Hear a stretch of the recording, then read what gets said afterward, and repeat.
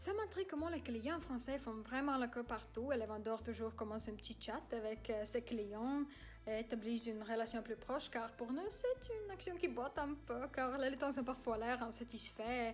Si le vendeur ne vous dit même pas bonjour, alors il n'y a qu'une raison d'être en colère parce que ça ne sera la dernière fois que ça arrive et vous affecte. Donc il y a toujours le sentiment que tout se passe dans une grande date. Voilà. Et pour savoir comment il se passe en vie réelle en France, j'ai contacté un ami français qui m'a expliqué que c'est vrai, mais plus comment à la boulangerie ou petite boutique.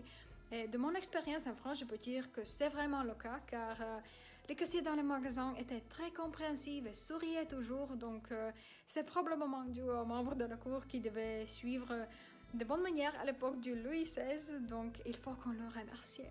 En fait, que ma famille a remarqué, c'est que les Français aiment bien manger et c'est un processus un peu sacré pour eux. Ça m'étonne parce qu'ici en Lettonie, nous sommes très efficaces avec notre repas. Nous avons une vision pratique de la nourriture et on ne prend pas beaucoup de temps pour préparer les repas, sauf pour la fête. Mais en France, c'est différent. Chaque région de la France a des plats spéciaux, donc il y a une grande variété. Il y a des rituels spéciaux, par exemple la dégustation de vin. Et on considère la cuisine française comme une partie culturelle de l'identité du pays. Et je pense que pour les étrangers, ça vient de le fait que la cuisine française a une bonne réputation et historiquement, les cuisiniers français sont recherchés par des élites européennes et les étrangers ont l'impression que la cuisine française est sophistiquée. En Lettonie et en Russie, il existe un stéréotype sur les Français lié au fait qu'ils n'aiment pas les animaux. Je l'ai entendu moi-même et je l'ai vu sur les nombreux médias sociaux. Mais lorsque je commençais à faire des recherches sur le sujet, je me suis rendu compte que c'était une mythe. Et les Françaises eux-mêmes ne sont pas d'accord avec cette affirmation. Ce cliché est un mythe absolu et ne reflète pas l'attitude réelle des Français à l'égard des animaux de compagnie. C'est incroyable, mais la France est le troisième pays d'Europe pour le nombre d'animaux de compagnie. Je suis absolument certain qu'en Russie et en Lettonie, il est très courant de voir des personnes possédant 3 ou 4 animaux, tandis qu'en France, les gens sont plus détendus à l'égard des animaux et possédant en moyenne un animal. C'est très probablement les raisons pour lesquelles les Russes et les Lettons sont conclus que les animaux en France ne sont pas si populaires et pas si aimés.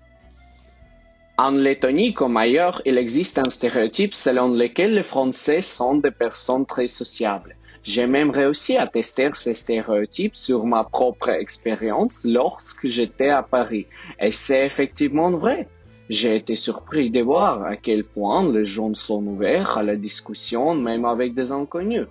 En Lettonie, malheureusement, les gens ne sont pas aussi ouverts à la communication, mais je pense que les choses vont changer à l'avenir. Je pense qu'une très bonne caractéristique sur les Français, c'est leur fierté de leur pays.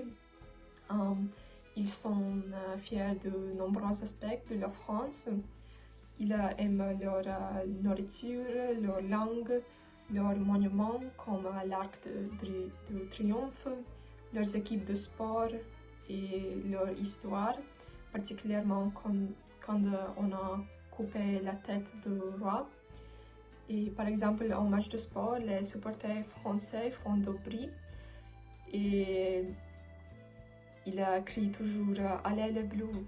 Et les Lettons sont aussi patriotes, mais nous sommes un peu timides et nous n'aimons pas être très bruyantes comme les Français. Et d'après une enquête, plus de 3 quarts des Français se déclarent fiertés d'être français.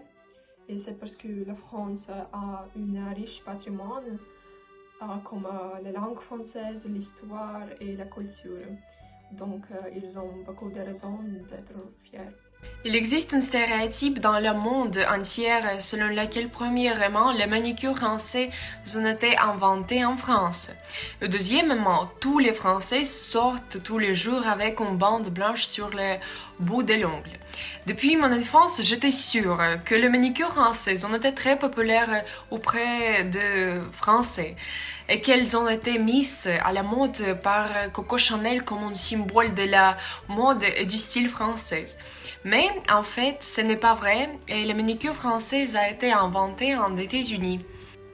Ce cliché est en partie vrai car les Français suivent désormais la mode du monde et se font faire des manicures comme elles les aiment.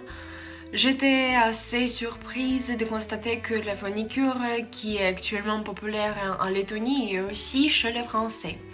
Les filles des deux pays préfèrent la couleur d'ongles naturels en forme d'amande. L'idée de ce cliché est probablement dérivée du nom même de la manicure.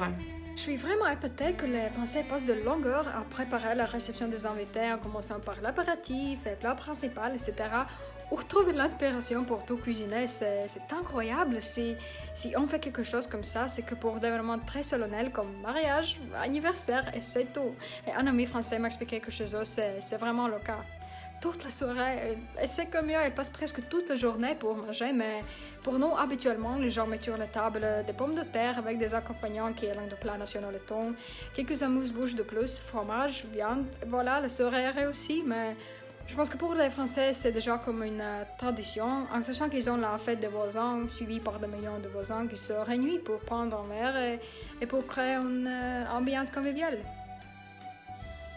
Les vins est un élément important de la culture française. L'un des stéréotypes les plus populaires que j'ai entendu à propos des Français est probablement leur grand amour du vin.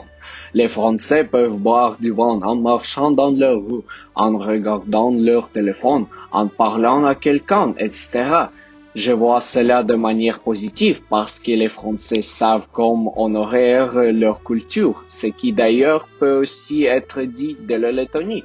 Le pays est petit, mais même aujourd'hui en Lettonie, il y a beaucoup de gens qui honorent la culture de leur pays.